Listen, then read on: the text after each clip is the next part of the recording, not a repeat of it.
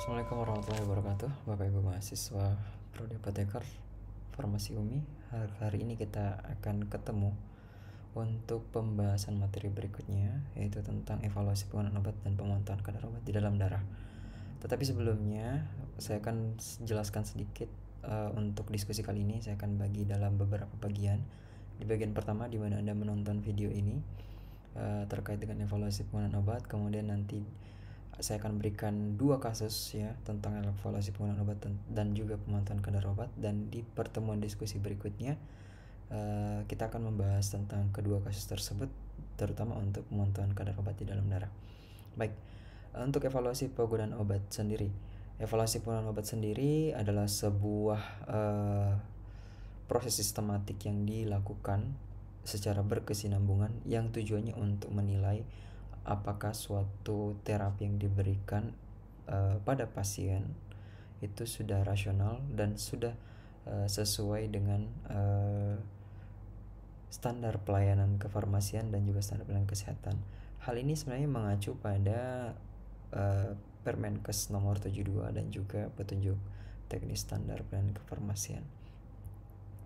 Nah, tujuan dari evaluasi penggunaan obat sendiri ada beberapa hal. Yang pertama tentu mendapatkan gambaran keadaan klinis saat penggunaan obat tersebut. Kemudian membandingkan pola penggunaan obat sebelumnya atau pada waktu periode tertentu dengan periode atau pada saat itu. Apakah ada perbedaan untuk beberapa jenis penyakit tertentu biasanya, atau pada dalam satu penyakit tentunya. Kemudian memberikan masukan untuk perbaikan pada penggunaan obat.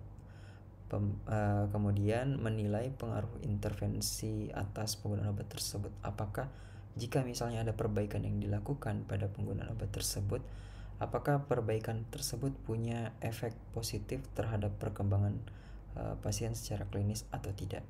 Kemudian meminimalkan pembiayaan. Tentunya dengan kita melakukan evaluasi, kita bisa menentukan atau kita bisa memberikan masukan terkait dengan mana obat-obat yang memang diperlukan atau mungkin yang tidak diperlukan, tentu secara kondisi klinis ya oleh pasien tertentu. Kemudian mendorong penggunaan obat secara rasional. Penggunaan obat secara rasional di sini bukan hanya berdasarkan sesuai indikasi, tidak, tetapi juga berdasarkan dosisnya, kemudian apakah ada interaksi atau tidak, atau ada kompatibilitas atau tidak. Nah, manfaatnya sendiri yang pertama bisa menjadi gambaran evaluasi penggunaan obat secara kualitatif. Contoh misalnya pola peresepan dalam sebuah rumah sakit atau pola penggunaan obat dalam sebuah rumah sakit dalam periode-periode tertentu. Tentu apa sih gunanya ini? Tentu ini akan sangat bermanfaat bagi KFT dan juga para klinisi di rumah sakit yang menyusun formularium rumah sakit. Kemudian mengevaluasi penggunaan obat secara kuantitatif, dalam hal ini kerasionalan penggunaan obat. Tentu melihat dari segi indikasi, dosis, rute pemberian, atau bahkan outcome dari terapinya. Secara farmakoekonomi pun ternyata hal itu bisa dilihat. Misal contohnya kita ingin melakukan atau bisa melihat analisis minimalis biaya atau analisis efektivitas biaya, atau bahkan kita mau melihat manfaatnya terhadap biaya yang dikeluarkan oleh pasien terhadap pengobatannya, apakah hubungannya dengan outcome-nya itu sudah sesuai atau tidak. Nah, dari sini tuh kita bisa melihat hal tersebut. Nah, siapa yang akan melakukan evaluasi penggunaan obat ini? Sebenarnya yang melakukan evaluasi penggunaan obat ini bukan hanya dilakukan oleh seorang apoteker, tetapi seluruh elemen yang ada di dalam rumah sakit itu terlibat untuk melakukan evaluasi penggunaan obat, tetapi tentu dengan kompetensinya masing-masing ya. Jadi seorang apoteker tentu tidak boleh melebihi kompetensi atau bahkan mungkin memasuki kompetensi dari teman sejawat atau teman kesehatan lainnya. Nah, biasanya evaluasi penggunaan obat ini dilakukan oleh tim yang ditunjuk oleh KFT atau Komite Farmasi Terapi. Dan biasanya akan dilakukan dalam periode-periode tertentu. Misalnya dalam 6 bulan terakhir mungkin, atau misalnya dalam 1 tahun terakhir misalnya, terkait dengan penggunaan obat pada suatu penyakit misalnya. Nah, bagaimana cara melakukannya? Yang pertama, kita bisa melihat ruang lingkup atau kriteria yang akan kita mau evaluasi.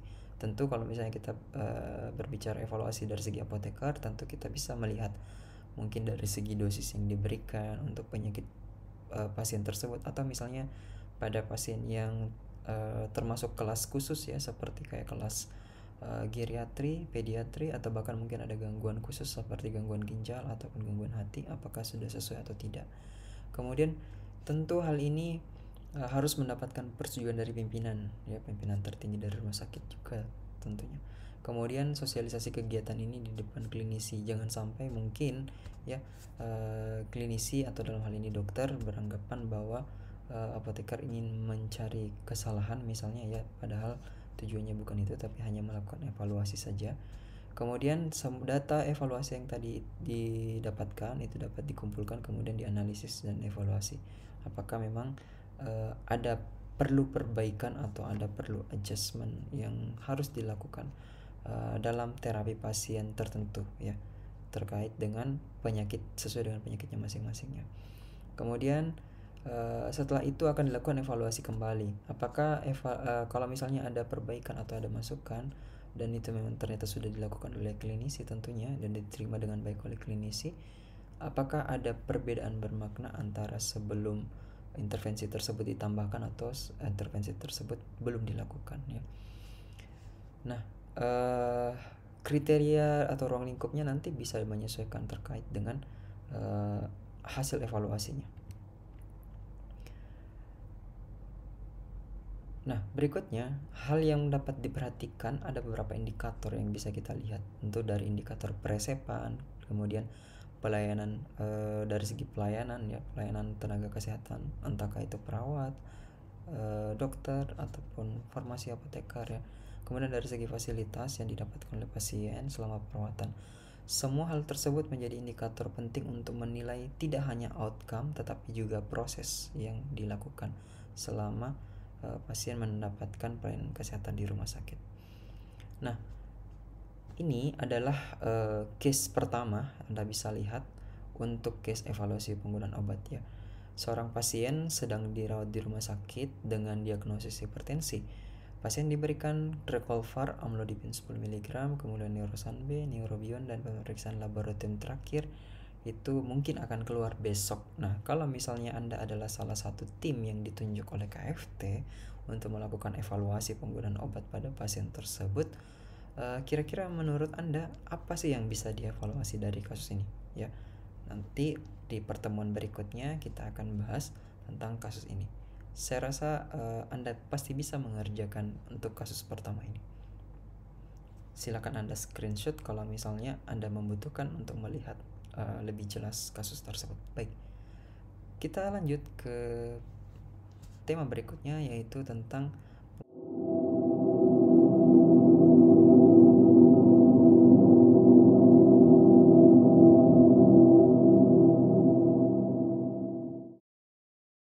pemantauan kadar obat di dalam darah ya, atau PKOD. PKOD di sini sebenarnya merupakan interpretasi hasil pemeriksaan kadar obat secara real ya. Tertentu tidak semua obat yang bisa kita tidak semua obat perlu kita pantau untuk jumlah kadar obatnya di dalam darah, tapi berdasarkan permintaan dari dokter yang merawat ya, atau dalam hal ini mungkin dokter penanggung jawab ya, dikarenakan mungkin adanya masalah-masalah potensial tertentu, misal contoh seperti kayak penggunaan obat-obat yang memiliki indeks terapi yang sempit dan perlu pemantauan terapi yang memang harus dipantau dengan baik. Nah, tujuannya adalah yang pertama, mengetahui kadar obat di dalam darah. Itu nomor satu tentunya. Apakah jumlah kadar obat di dalam darah itu sudah sesuai atau tidak dengan kadar yang seharusnya ya, untuk menimbulkan efek terapi tentunya. Kemudian memberikan rekomendasi kepada dokter terkait kalau misalnya ada potensial masalah atau ketidaksesuaian kadar jumlah obat di dalam darah. Nah, hal ini akan menarik sekali kalau misalnya Anda akan bertemu dengan kasus yang sebenarnya, atau misalnya Anda berhadapan dengan pasien yang tentu dilihat kadar obatnya secara langsung atau secara real time. Nah, permasalahannya adalah ada beberapa permasalahan yang biasanya terjadi untuk pemantauan kadar terapi obat dalam darah. Yang pertama, dosis yang diberikan pada saat dilakukan evaluasi itu tidak sesuai, ya, jumlah kadar obatnya di dalam darah ternyata tidak sesuai karena dosisnya itu tidak sesuai. Kemudian biasanya itu juga timbul reaksi obat yang tidak diinginkan.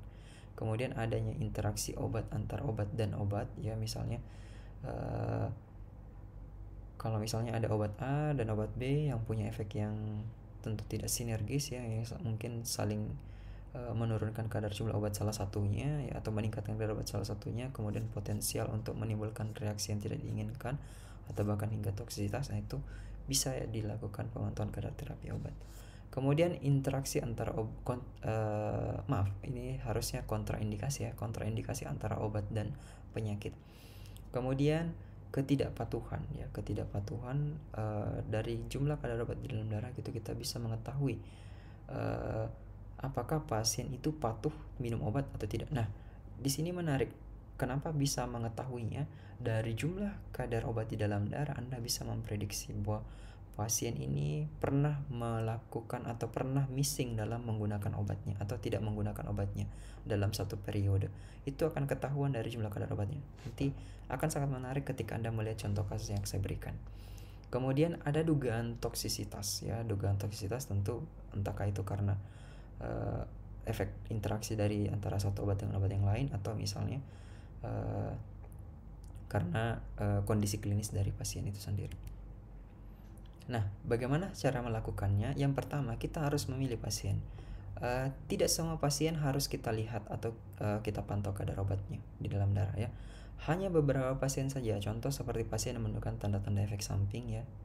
Kemudian mungkin dia mengalami overdosis tentunya, ya, dari dosis yang diberikan, atau bahkan mungkin dari toksisitas, ya, pasien yang berisiko untuk mengalami toksisitas.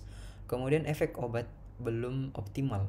Dalam hal ini efektivitas obatnya mungkin masih kurang. Di sini akan sangat berhubungan dengan kasus nanti yang saya berikan. Tentu di sini juga Anda bisa melihat nantinya apakah selain dari pasien itu pernah missing menggunakan obat atau tidak, dan juga Anda bisa melihat ternyata kadar jumlah terapi obat itu sudah sesuai atau tidak sesuai dengan jendela terapi pasien atau tidak.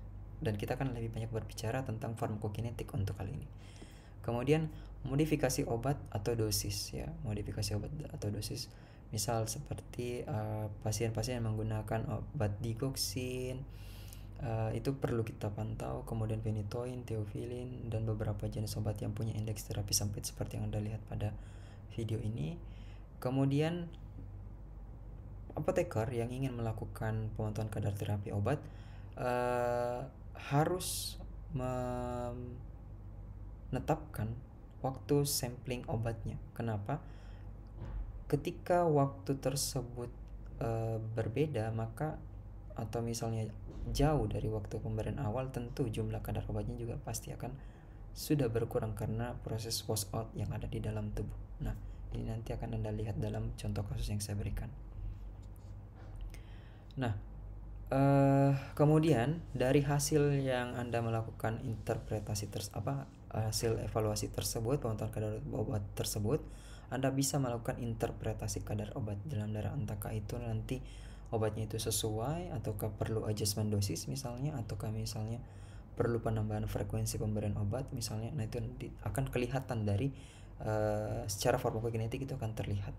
Kemudian apoteker dapat memberikan rekomendasi terkait dengan hal tersebut kepada dokter, entahkah itu mengenai kontinuitas terapi, apakah perlu dilanjutkan atau mungkin discontinue, atau bahkan dari segi dosisnya mungkin perlu dinaikkan atau bahkan diturunkan, pokoknya dilakukan adjustment dosis, atau bahkan mungkin terkait efek samping yang mungkin timbul.